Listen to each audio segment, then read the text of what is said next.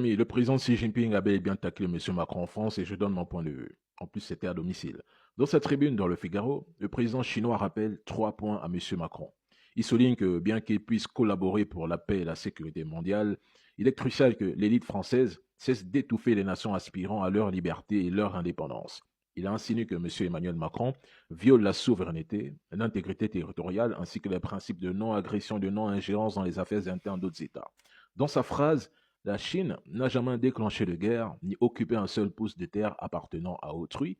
Il rappelle indirectement à qui veut l'entendre que depuis la fondation de la Chine nouvelle il y a plus de 70 ans, la Chine n'a jamais initié de guerre ni occupé un pouce de terre appartenant à autrui. En revanche, la France a occupé la Chine, a divisé le Vietnam de la Chine en lui faisant la guerre et continue d'agir de même avec d'autres nations.